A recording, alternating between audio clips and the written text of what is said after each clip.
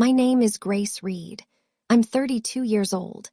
And on the morning of my grandpa's will reading, a homeless man knocked on my car window and said 4 words that saved my life. Don't take that car. I didn't scream. I didn't run. I looked at the man, looked at the ground under my front axle, and saw brake fluid pooling on the asphalt like a dark confession. Someone had crawled under my car in the middle of the night and cut the line clean through. But that's not the part that still keeps me up at night. That part that keeps me up is what happened 2 days later when I walked into that will reading alive and my own mother dropped to her knees. Not in relief, in fear, because she was the one who ordered it. Welcome back to calm drama stories, where everyday families face extraordinary betrayals and the people they underestimated fight back with the truth. If you're new here, drop a comment and be sure to subscribe because this story is going to need your full attention. I should start at the beginning or at least at the part where it all made sense. I grew up in Knoxville, Tennessee. Not born there, placed there. My biological parents died in a house fire when I was 6. I don't remember the fire. I remember the smell of smoke in my hair for days after. And I remember a woman from the state handing me a trash bag for my clothes. The Calloways took me in a year later. Victor and Brenda Calloway. Their son Derek was 4. They signed the papers, gave me a room in the back of their ranch house, and told the church they'd saved a child. That was about as warm as it got. But Walter was different. Walter Calloway, Victor's father, 84 years old when he died, was the only person in that family who ever looked at me like I belonged. He ran an auto repair shop on the east side of Knoxville for 40 years. Built it from a single lift and a rented bay. He taught me how to change oil before I could ride a bike. When I got older, he taught me something more important. People show you who they are, Gracie. Believe them. The first time I believed him, I became a cybersecurity analyst, self-taught through scholarships and online certifications. I moved into my own apartment at 22, built my career from nothing. No help from the Calloways. When Walter's health started failing 3 years ago, I was the one who set up his laptop, organized his online banking, handled his medical appointments. He signed a power of attorney nomming me as his financial representative. The week before he died, he gave me his pocket watch. Silver case, wind-up mechanism, older than maybe decades. Keep it wound, Gracie. It stops when you forget. He died 17 days before the will reading, and I wound that watch every morning since the Calloways were a family that looked right from a distance. Victor, 58, ran Calloway Motors, a used car dealership on Kingston Pike that had been bleeding money since I was in high school. He wore pressed shirts and talked about turnaround quarters that never came. Brenda, 56, was the kind of woman who volunteered at church bake sales and kept a spotless kitchen and never asked me how I was doing. She organized the family Christmas card every year. I was never in it. Then there was Derek, 29, still living at home, cycling through failed business ideas, a sports bar that lasted 4 months, a used car flipping side hustle that lost money on every deal, a drop shipping store that never shipped anything. Derek wasn't cruel the way Brenda was. He was just empty. He did whatever Brenda told him to do, the way he always had. I kept my distance. Own apartment, own career, own groceries. The Calloways and I existed in the same city like parallel streets that never intersected until someone died. At Walter's funeral 2 weeks before the reading, I stood by the casket alone. Brenda and Victor and Derek sat together in the front pew. The pastor talked about Walter's generosity, his work ethic, his love for family. After the service, Brenda found me in the church hallway. She waited until the last mourner passed, then leaned in close enough that I could smell her perfume. You're not family. You never were. Don't expect to be in that will. I said nothing. I walked to my car. I sat behind the wheel and felt Walter's pocket watch tick against my chest, his pulse still keeping time inside a silver case. I drove home and didn't cry. The night before the will reading, I sat at my kitchen table with my laptop open and a cup of coffee going cold. I wasn't reviewing Walter's accounts for the will. I was doing what I'd promised him, closing out his financial affairs, teeing up loose ends, making sure every account was reconciled before the estate process began. That's when I saw it again. The pattern I'd first noticed 6 weeks earlier while Walter was still alive.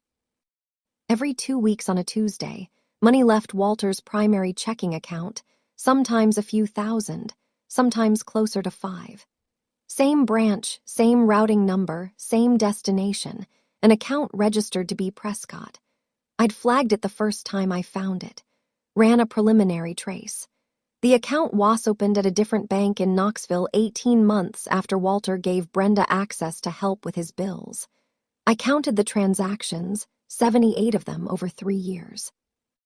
The total on my spreadsheet read $247,000. I'd known about this for weeks. I could have reported it while Walter was alive. I could have confronted Brenda.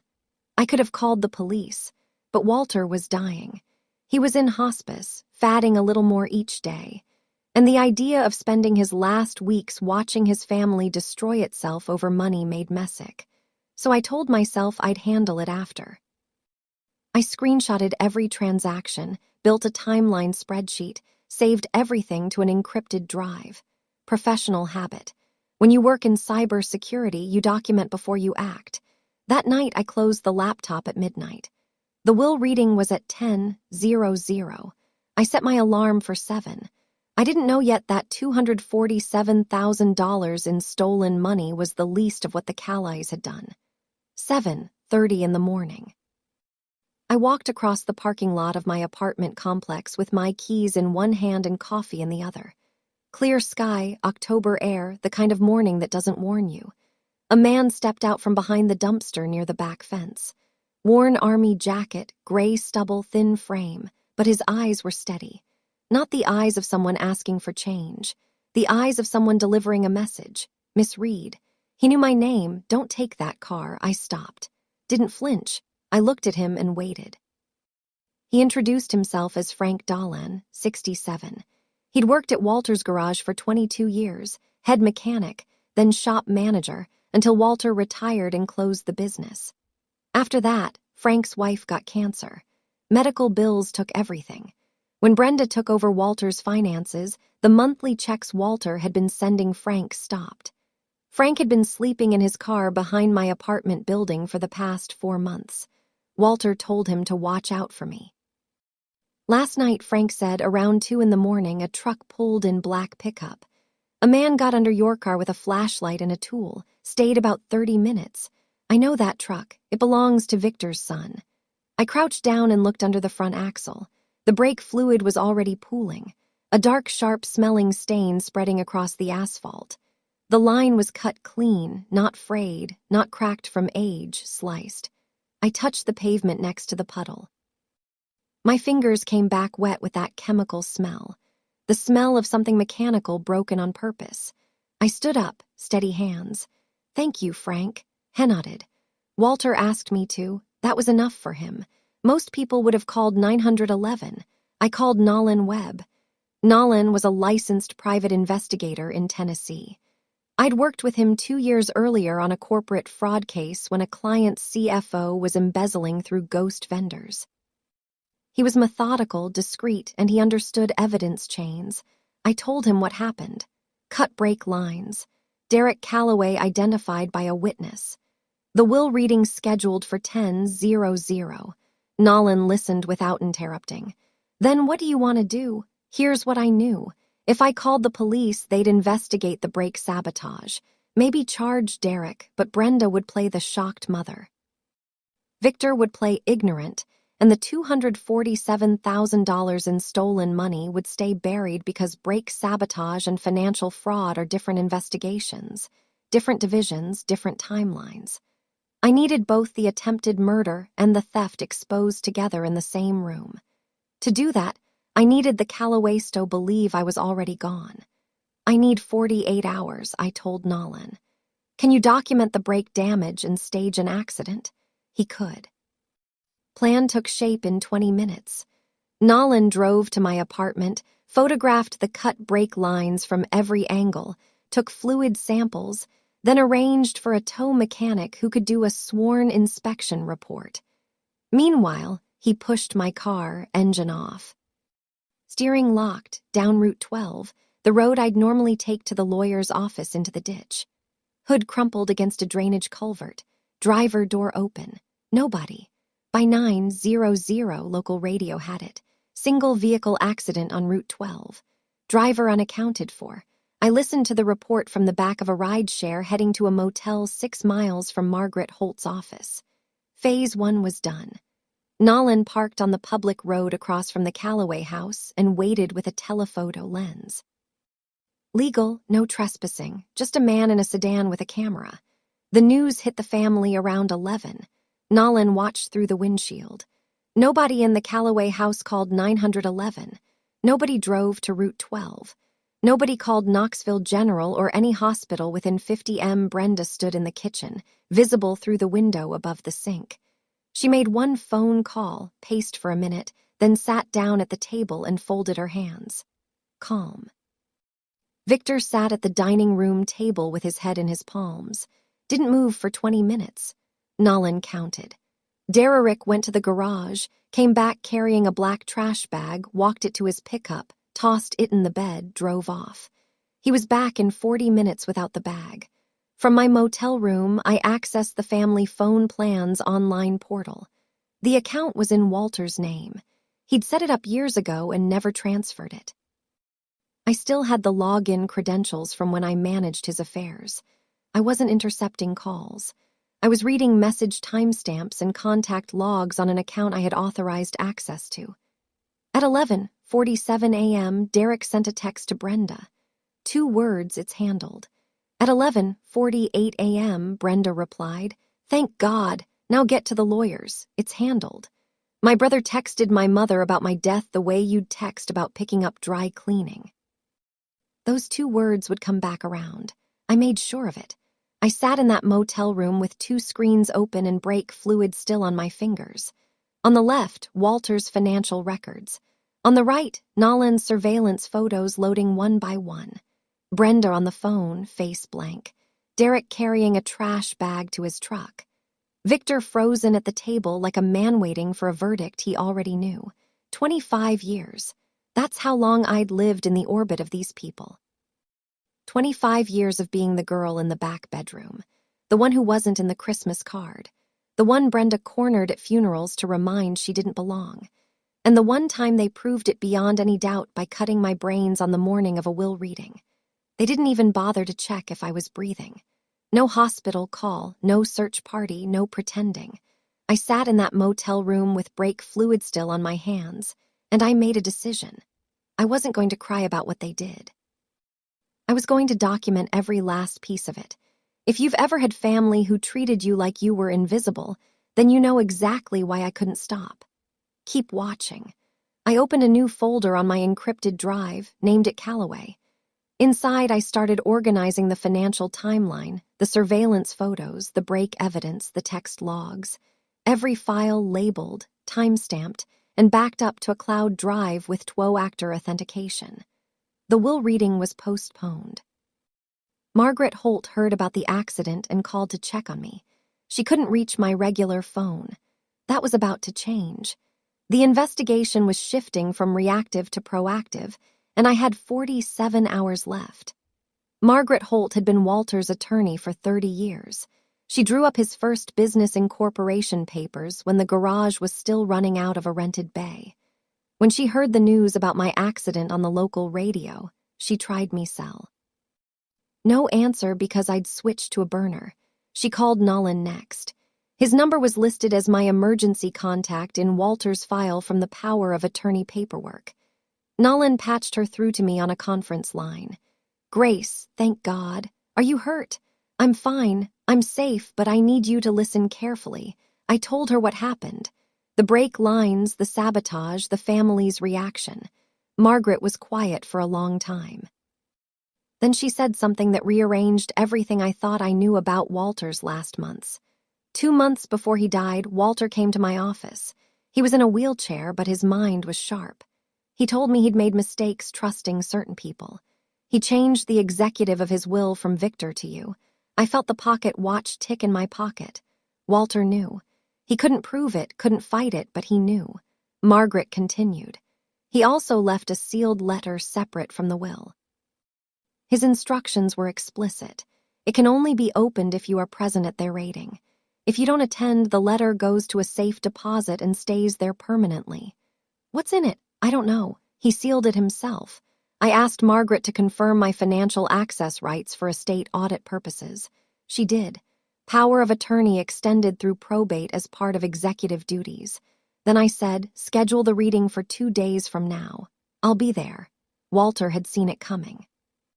He couldn't stop it alone. Back at the motel, laptop on the bed, 2 pillows propped behind me, and every financial document Walter ever signed spread across the screen in tabbed browser windows.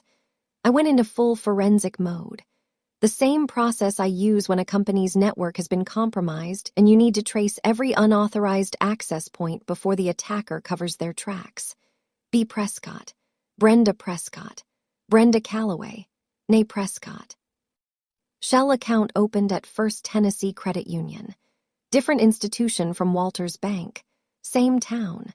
Opened 18 months after Walter gave Brenda access to help with High's bills.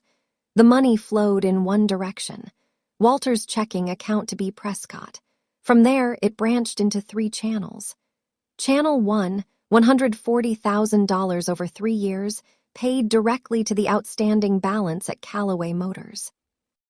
Victor's dealership, the business that had been hemorrhaging money since before I graduated high school. Channel 2, $47,000 in credit card payments. Derek's accounts, consumer debt, electronics, restaurant tabs, a failed bar lease deposit that was never refunded. Channel 3, $60,000 as a down payment on a vacation property in Gatlinburg, Tennessee. Title registered to Brenda Calloway. Not Victor, not jointly, just Brenda. Total $247,000. I built a forensic timeline. 78 transactions over 36 months. Dates, amounts, account numbers, rowing patterns, formatted it the same way I'd format a cybersecurity incident report. Executive summary, evidence appendix, chain of custody notes. The irony was almost funny. Brenda stole the money while Walter was alive. If she'd simply waited for the will, she would have got her legal share. No shell accounts, no forgery, no crime. But greed doesn't operate on logic. It operates on the terror of not having enough. Nolan called in the afternoon with 3 updates. First, he'd checked the parking lot of my apartment building. The management company had a basic security system, 1 camera covering the entrance gate. Nolan pulled the footage through a records request filed under the investigation. At 1:47 a.m. the night before the will reading, Derek's black pickup entered the lot. At 2:23 a.m. it left, 36 minutes, enough time to slide under a car and cut 2 brake lines. Second, Nolan drove to the AutoZone Magnolia Avenue, spoke with the store clerk, showed his Pi credentials. Derrick had been in 2 days before the sabotage. Bought a brake line cutting tool and a replacement length of brake line. A dummy purchase to make it look like a legitimate repair. He paid with his own credit card. The receipt was still in the store's system, and Nolan obtained a copy through proper channels. The kid used his credit card, Nolan said, at a store 2 miles from his house. Derek doesn't think ahead. I said he does what he's told. Third, the mechanic who inspected my car, a shop Nolan trusted, not affiliated with Callaway Motors, submitted a sworn statement.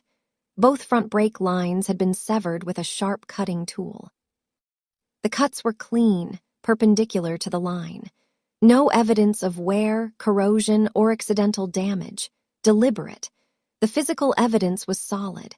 Derek's truck at my apartment, his credit card at the store, his handiwork on my brake lines. But I didn't want just Derek. I wanted the person who told him to crawl under my car at 2 in the morning. I called Detective Clara Sims at Knoxville PD from the motel's burner phone. Clara and I had worked together 2 years earlier on a corporate embezzlement case. She handled the criminal referral after my firm delivered the forensic report, professional relationship. She knew my work was thorough. I laid out everything. The financial forensic report showing $247,000 siphoned from Walter's accounts through a shell entity. The mechanic's sworn statement on the brake lines. Nolan's photographic evidence. Derek's truck at my apartment at 147. The AutoZone receipt. The security camera stills. The family's non-response to the staged accident. Clara reviewed the file electronically while I talked. She was quiet for a long time.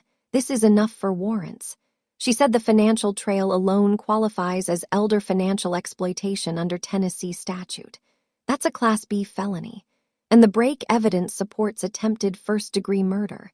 But Grace, if you want all three of them in one room when the warrants are served, the timing has to be precise. I know. The will reading is in 2 days. All three will be at Margaret Holt's office. Your officers can wait outside. I'll present the evidence inside. When it's done, you come in. And if one of them runs, they won't run. They'll be too shocked that I'm alive. Clariff warrants that afternoon. Sealed by a judge until I gave the signal. Attempted murder. Elder financial exploitation. Conspiracy. 3 names, 3 charges, 1 room, 2 days away. I hung up and realized my hands were shaking. Not from fear, from the weight of what was about to happen to the only family I'd ever known. The night before the rescheduled reading, I sat on the edge of the motel bed with the lights off. The room wasp-air, thin carpet, curtains that didn't quite close, a parking lot buzzing with a broken sodium light outside the window. My laptop was closed for the first time in 48 hours. I held Walter's pocket watch in both hands, silver case warm from my body heat. The ticking filled the quiet like a second heartbeat. Walter at his kitchen table, 2 months before he died. He sat in his wheelchair with the watch open on the counter, teaching me the winding mechanism for the 100th time. 40 turns, no more, you overwind it, the spring breaks. He paused, looked at me over his reading glasses. Machines are honest, Gracie. They either work or they don't. People hide the broken parts. I didn't understand what he meant. Not then. But sitting in that motel room with a forensic report on the nightstand and sealed warrants filed at the courthouse, I understood. Walter knew. He knew Brenda was draining his accounts. He knew his son was too weak to stop her. He changed the executive because he trusted me. Not to be kind, not to forgive, but to do what he was too sick to do himself. I'd been carrying this for weeks, building the case alone, and the weight of it pressed against my chest like something physical. I thought about my PO box. There was a letter from Walter sitting in it, postmarked 3 days before he died. I hadn't checked mail in weeks. I texted Nolan, "Can you pick something up for me in the morning?" Then I set the pocket watch on the nightstand. "Tomorrow, Grandpa." I slept 3 hours. It was enough. Nolan brought the letter at 7 in the morning. Standard envelope. Walter's handwriting on the front. My name and P box. No return address. Postmarked 11 days ago. 3 days before he died. I opened it at the motel desk with a cup of gas station coffee going cold beside me. Inside a single sheet of Walter's stationery, cream-colored, the paper he used for everything. Invoices, thank you notes, the letter he wrote me when I got my first cybersecurity certification.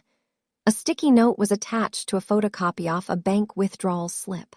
Walter's handwriting on the note, shaky but legible. February 14th, $47,000. Ask Brenda who authorized it. I looked at the withdrawal slip, Walter Calloway's signature at the bottom, but it wasn't Walter's hand. I'd seen Walter's signature thousands of times on checks, on power of attorney forms, on birthday cards. His W had a distinct loop at the top. His C dropped low and wide. This signature was close, good enough to fool a teller. But the W was too narrow. The C was cramped. Someone had practiced his signature and gotten 80% of it right. 80% isn't Walter. Below the sticky note in smaller writing, I didn't sign this. Check the others. Walter couldn't fight from a wheelchair, but he could document. He could leave breadcrumbs for the one person he trusted to follow them. I scanned the document with my phone, sent it to Clara for the evidence chain, sent a copy to Margaret for estate context. Then I sat with it for a long time, a dying man's shaky handwriting on a sticky note, pointing at a forged signature. That image would sit in the back of every juror's mind if this ever went to trial. I was sitting in a motel room with a dead man's letter in my hands and a forged signature on the table. My own family cut my brakes and stole from the only person who ever loved me. If you've ever wondered what you'd do in that moment, whether you'd break or fight, stay with me because I chose to fight. I cross-referenced the February 14th withdrawal with the Shell account records. The $47,000 went straight to a real estate escrow, the down payment on the Gatlinburg vacation property in Brenda's name. Not Victor's, not jointly. Brenda bought herself a mountain getaway with a dying man's forged signature, but it went deeper.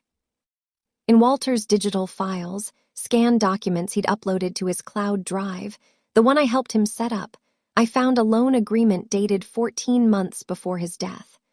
$340,000. Lender, a regional bank. Borrower, Victor Calloway, doing business as Callaway Motors. Collateral. Walter's house, the 4-bedroom ranch in West Knoxville where Walter had lived for 41 years. At the bottom of the agreement, a consent form, required because the collateral property was in Walter's name, not Victor's. Walter's signature on the consent form. Same forged handwriting, same narrow W, same cramped C. Victor hadn't just known about Brenda's theft. He'd committed his own. He pledged his father's home, the house where Walter built his life, raised his family, sat in his wheelchair watching birds through the kitchen window to cover his dealership's debt, and he forged the consent to do it. I added the loan documents to the forensic report. Every layer I pulled back revealed something worse, and every piece of evidence pointed to the same conclusion. They were willing to kill me to keep it all buried. I spent the rest of that afternoon building the final report. One folder, 6 sections, formatted like a cybersecurity incident report because that's what I know and because structure is how you make chaos legible. Section 1, executive summary, 1 page, who did what, when, and to whom. Section 2, financial forensic timeline. 78 transactions over 36 months totaling $247,000. Source accounts, destination accounts, dates, amounts, routing numbers, every withdrawal mapped to its end point. Section 3, forgery evidence. Walter's authenticated signature samples from power of attorney documents filed with the county clerk. Side-by-side comparison with the February 14th withdrawal slip and the loan consent form. The narrow W, the cramped C, Section 4, Shell entity documentation, registration records for the B. Prescott account, Brenda Calloway's maiden name. Account opening date, 18 months after she gained access to Walter's finances. Section 5, attempted murder evidence, mechanic sworn inspection report, brake line photographs, AutoZone purchase receipt, Derek Calloway's credit card, brake line cutting tool 2 days before the sabotage. Apartment security camera stills showing Derek's truck entering at 1:47 a.m. and leaving at 2:23 a.m. Section 6, behavioral evidence. Nolan's surveillance photographs documenting the Calloway family's non-response to the staged accident. No 911 calls, no hospital inquiries, no search effort. I called Margaret that evening. I'll be there tomorrow morning and I won't be alone. She paused. Grace, I've known Walter 40 years. He would be proud of what you've done. I looked at the report on my screen. 6 sections of proof that my family tried to rob and kill me. He'd tell me to stop talking and finish the job. Morning. The motel shower ran lukewarm, but I didn't care. I dressed in front of the bathroom mirror, navy blazer, white blouse, dark slacks. Not for show, for armor. Professional meant prepared. Prepared meant in control. I put Walter's pocket watch in the inside pocket of the blazer over my heart. Then I packed the briefcase, the forensic report. Walter's letter, the forged signature comparisons, the brake line photographs, evidence arranged in presentation order. Frank Dolan was waiting in the motel parking lot. I almost didn't recognize him. He'd shaved. His hair was combed back. He was wearing Walter's old corduroy jacket, I'd given it to him the day before when I met him to go over his witness statement. The jacket was too big in the shoulders, but Frank wore it like it meant something. It did. Walter asked me to watch out for you, Frank said. I couldn't stop what they did to your car, but I could make sure you knew. You saved my life, Frank. He shook his head. Walter saved mine first 20 years ago when nobody else would hire a man with a felony on his record. Frank had done time in his 20s. Assault, barf fight, 18 months served. When he got out, every shop in Knoxville turned him away. Walter hired him the same afternoon he walked in. He said, I don't care what you did, I care what you do next. That sounded like Walter. We drove together, me, Nolan, and Frank. In Nolan's rented sedan, 3 people in a quiet car, heading to meet the 3 people who tried to erase me. Nobody talked. The pocket watch ticked inside my blazer. Knoxville traffic moved around us like the world hadn't changed at all. Margaret Holt's office was on the 2nd floor of a brick building on Gay Street, downtown Knoxville. Gold lettering on the door, narrow staircase, the kind of building where every footstep echoes. Wepped into the lot at 9:40.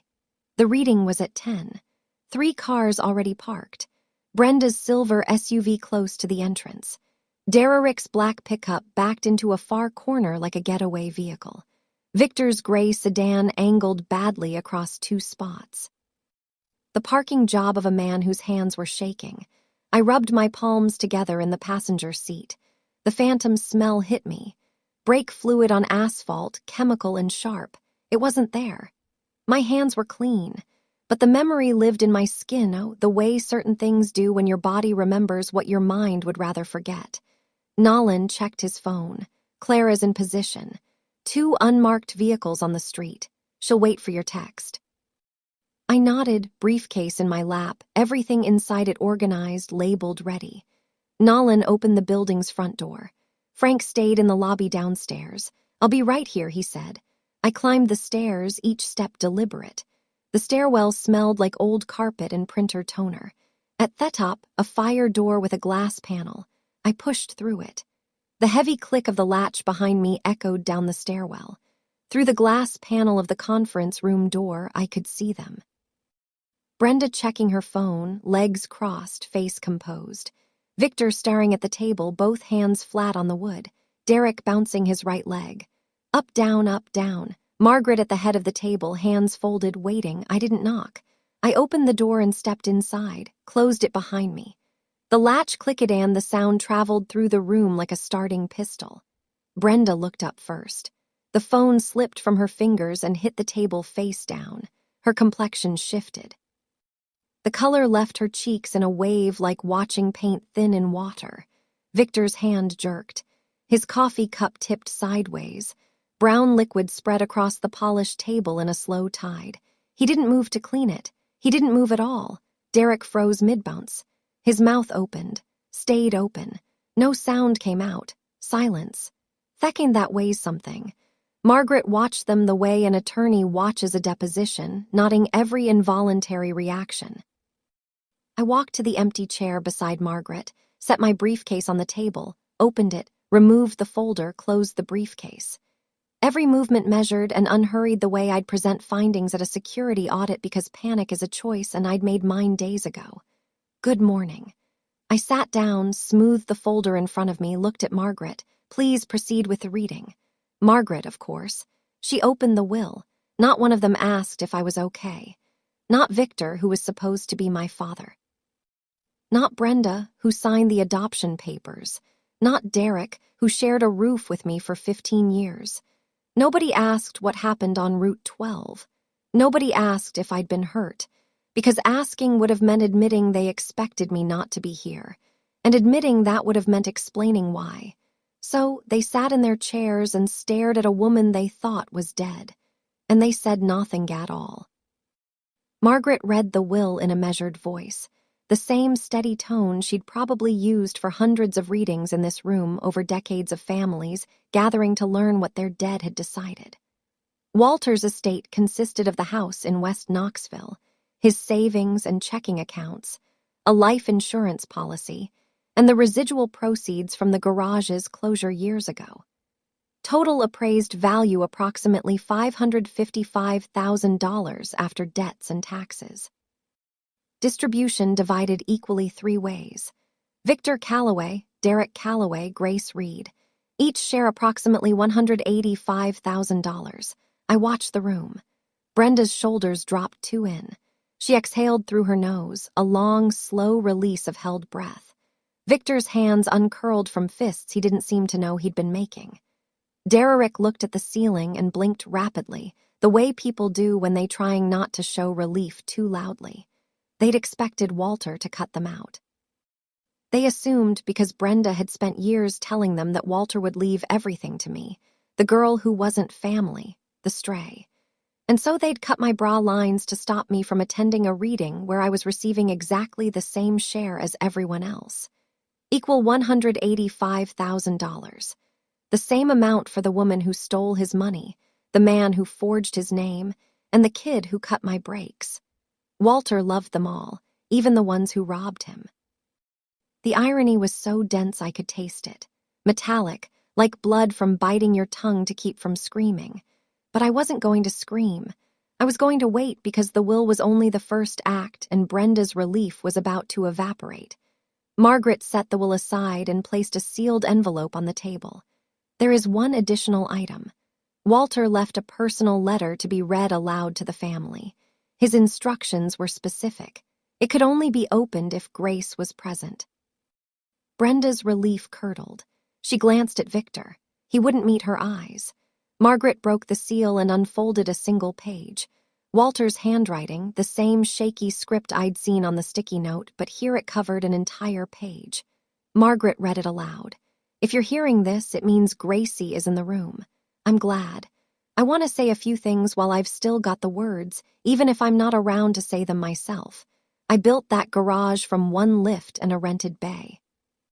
Took me 40 years to turn it into something. Not because I was smart, because I showed up every day and did honest work. That's what family means to me, showing up when it costs you something. I watched my money disappear for 3 years, $15,000 every 2 weeks like clockwork. I kept quiet because I wanted to see if any of you would come to me and tell the truth before I died. Nobody did. Brenda sat perfectly still. Her jaw worked, but her lips stayed sealed.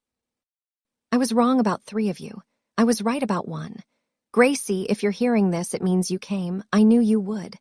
I changed the executor to you because you're the only one I trust to do what's right, not what's easy, what's right. Margaret set the letter down. The room was so quiet. I could hear the clock on the wall and the pocket watch in my blazer ticking out of sync. I looked at Margaret. She looked at me. I nodded. I opened the folder and slid the forensic report to the center of the table. Grandpa was right, and I have the proof. I walked them through it the way I'd walk a board of directors through a breach report. Calm, specific, no adjectives, just data. 78 unauthorized transactions, 36 months, $247,000 transferred from Walter's checking account to a shell account registered under the name B. Prescott. From there, the money was distributed to 3 destinations. $140,000 to Callaway Motors to cover dealership debt. $47,000 to credit card accounts belonging to Derek Calloway. $60,000 as a down payment on a vacation property in Gatlinburg, Tennessee, titled solely in the name of Brenda Calloway. Brenda's chin lifted. That is ridiculous. Walter gave me access to help manage his bills. I was taking care of his finances because nobody else would.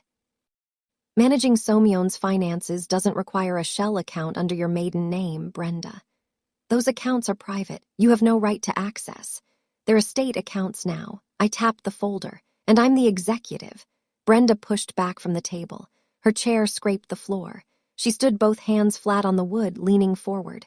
You have no right. You're not family. You never were.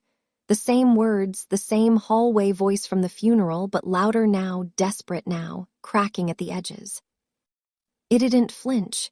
You said that at the funeral. I remember. I reached into the folder and placed 2 glossy photographs on the table. Both front brake lines on my car, cut clean through, brake fluid, dark on the asphalt beneath. The chemical smell from that morning came back to me. Not phantom anymore, but printed on 8 by 10 glossy paper and lying face up under fluorescent light. I placed the February 14th withdrawal slip on the table next to an authenticated sample of Walter's signature, the one from the power off attorney filing at the county clerk's office. This is Walter's actual signature. I pointed to the authenticated copy. And this is the one on the withdrawal slip for $47,000. I pointed to the forgery. Different hand. The W is too narrow. The C is cramped. Walter didn't authorize this withdrawal. Someone forged his name. Victor's hands began to shake. He recognized the handwriting not because he was analyzing it, but because it was his own work on the loan consent form and he knew what was coming next. It placed the loan agreement on the table. $340,000. Callaway Motors. Walter's house listed as collateral. And here I pointed to the signature line. Another forgery. Same narrow W, same cramped C. You pledged your father's home to cover your own debt. Victor, without his knowledge, without his consent. Victor opened his mouth, but nothing came out. Derek panicked. I didn't touch any money. I don't know anything about accounts or signatures. No, I said you did something else. I laid out the AutoZone receipt, Derek's credit card number, brake line cutting tool, dated 2 days before the sabotage. Then the security camera stills. Derek's black pickup entering my parking lot at 1:47 a.m., leaving at 2:23 a.m., then the mechanic's sworn statement. Both front brake lines deliberately severed with a sharp tool. Derek's eyes went wide. That I didn't. Mom, they have cameras. You said there weren't cameras at her place. Brenda snapped. I told you to use cash. The room went silent. Brenda's mouth opened, closed. She'd said it before she could stop herself. The reflexive blame of someone who gives orders directed at someone who botched the execution. Victor's voice came out cracked. Grace, I didn't know about the brakes. His eyes were red, not performing. Genuinely red, the way eyes get when something inside a person breaks in real time. I knew about the money. I knew what Brenda was doing with the accounts. But I didn't know she'd try to. I would never have agreed to. He stopped, swallowed. His hands were flat on the table, palms up, like a man offering surrender when there's nothing left to bargain with. For half a second, he looked like Walter, the same jawline, the same way his shoulders dropped when he was tired. I saw the resemblance and felt nothing. Not anger, not pity, just the clear, cold recognition that this man had chosen his wife's plan over his daughter's life. You knew about the money, Victor. You forged a loan document using your father's house as collateral. Yao watched Brenda steal from a man who was dying in a wheelchair, and you said nothing because it paid your bills. I was going to pay it back when the dealership turned around. The dealership was $340,000 in debt. It was never going to turn around, and you know that. Margaret slid a document across the table. Mr. Calloway, I should inform you that under Tennessee Statute 716117, elder financial exploitation constitutes a Class B felony. Additionally, a beneficiary who participates in fraud against the deedent may face forfeit off their inheritance share under the estate's executor authority. Victor stared at the document. He didn't touch it. I watched him understand slowly, the way a man understands when the math finally adds up, that his inheritance was gone, his dealership was gone, and his freedom was negotiable. Brenda's chair scraped backward. She stood, and the tremor in her hands had nothing to do with fear. It was rage, the kind that comes from losing control of a situation you spent 30 years managing. This is my family's money. Her voice climbed. Walter was my husband's father. I gave 30 years to this family. 30 years. I raised 2 children. I managed every bill, every appointment, every holiday. I kept this family together while Walter played favorites with a stray he picked up from foster care. She pointed at me. Her finger shook. You should be grateful we took you in at all. The room held its breath. I reached into my blazer pocket, pulled out Walter's pocket watch, set it on the table between the forensic report and the brake line photographs. The ticking filled the silence, steady and small, like a heartbeat that refused to stop. Walter gave me this watch the week before he died, I said. He told me to keep it wound because it stops when you forget. I looked at Brenda. You forgot something, Brenda. You forgot that the person you spent 25 years calling an outsider was the one person Walter trusted enough to give the keys. Brenda opened her mouth. You're right about one thing, I said it quietly. The way Yao say something that doesn't need volume to be heard. I was never your family. I was Walter's and I always will be. Then I turned to the room. The will says equal. Equal. I let the word hang. You tried to kill me over money you were already getting. One word, equal. It landed on the table like a gavel. No one in that room could argue with the arithmetic. I turned to Margaret. Please read the executive designation. Margaret opened the codicil. A single-page amendment Walter had signed in her office 2 months before his death, witnessed by 2 of Margaret's paralegals, notarized legally unassailable. Walter Calloway hereby designates Grace Reed as sole executive of his estate with full authority to manage, distribute, and pursue civil recovery claims against any beneficiary found to have committed fraud, forgery, or financial exploitation against the estate or the deedant. Full authority.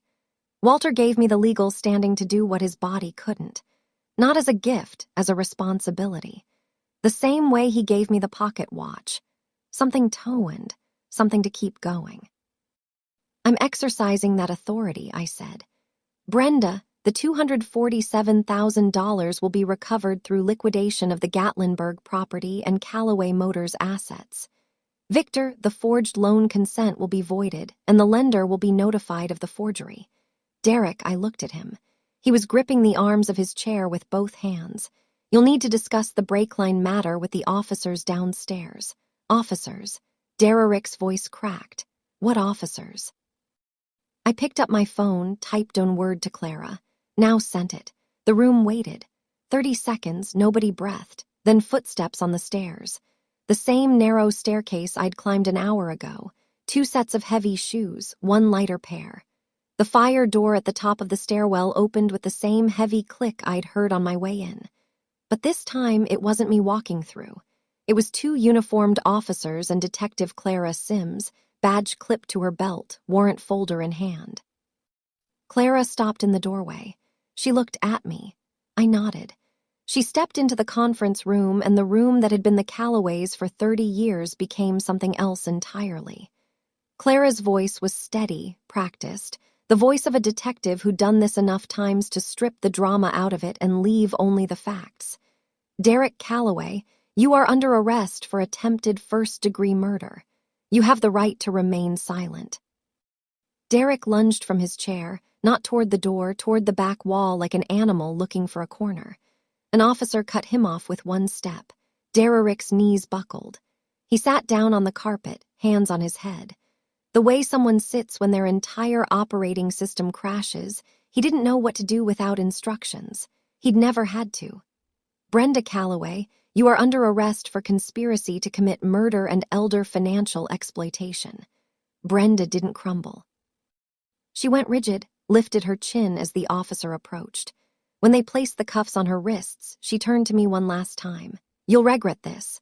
You'll be alone. You'll have no one. I stayed in my chair, hands folded. I had no one the day you told me I wasn't family. I built my life anyway. Clara read Victor his rights and informed him he wasn't being arrested today. But the district attorney's office would contact him regarding the financial fraud charges. Cooperation would be considered. Victor nodded once and said nothing. He looked like a man who just walked into his own house and found it on fire. As the officers walked Brenda down the hall toward the stairwell, she passed the lobby. Frank Dolan was standing by the front desk in Walter's corduroy jacket. Brenda stopped, stared. Recognition hit her. The homeless man from the neighborhood. You, her voice shook. You did this. You ruined everything. Frank looked at her the way a mechanic looks at a machine that's been running wrong for years and finally seized. No, ma'am, you did. The office door closed behind her. The same door I'd opened an hour ago. The same click, but final now. Done. The conference room was nearly empty. Margaret at the head of the table. Nolan by the door, me still seated. Briefcase closed. Victor's chair was pushed back at an angle. He'd left without looking at anyone, walking past Clara and her officers with his coat over his arm like a man leaving a restaurant. Margaret reached into her desk drawer and slid the sealed envelope across the table, the one Walter specified to be opened only in my presence. My hands were steady as I broke the seal, not because I wasn't emotional. Because I'd been emotional for 19 days since the phone call from the hospice at 3:00 a.m., and at a certain point, your body simply stops shaking and starts being still. The letter was handwritten on the same cream-colored stationery, Walter's voice in every line. Gracie, I knew about the money. I knew about Brenda. I didn't know how far they'd go, but I knew you'd figure it out. You always were the smartest person in this family. Not because of the computers, because you pay attention, because you care enough to look. I'm sorry I didn't fight harder when I was here. I was tired, honey, but I made sure you'd have what you need. The rest is up to you. Love, Grandpa Walter. I folded the letter, put it in the pocket next to the watch. 2 things of Walter's, warm against my chest, one ticking, one silent, both still here. I reached for the executive paperwork Margaret had prepared, signed every page, initialed every margin, professional, complete. Then I looked at Margaret and said 2 words. It's handled. The same phrase Derek texted when he thought I was dead. But now the meaning had flipped.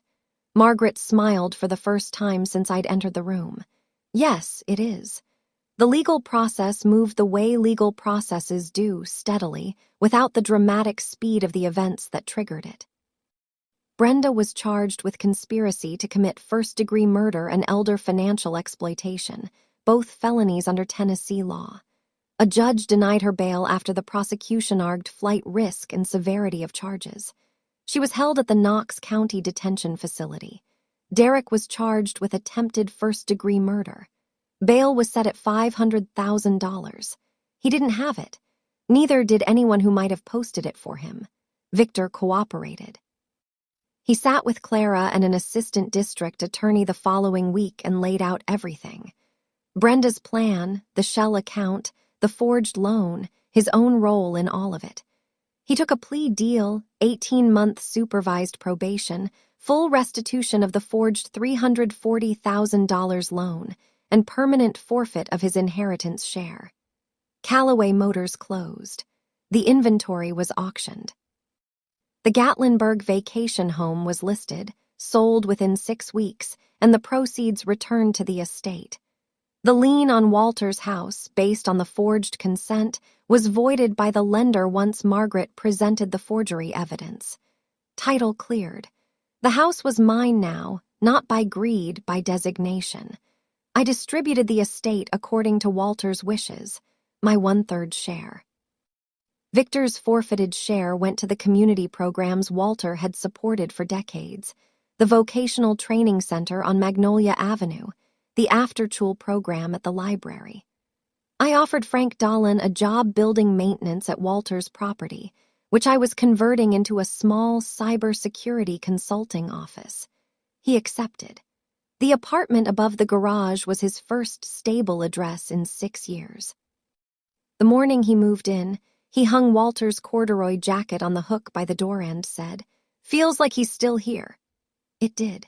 2 months later, I sat at Walter's kitchen table, the same table where he'd taught me to wind the pocket watch, where he'd eaten his morning oatmeal, where he'd sat in his wheelchair and watched cardinals through the window above the sink. My laptop was open. Client project on screen. A vulnerability assessment for a healthcare company in Nashville.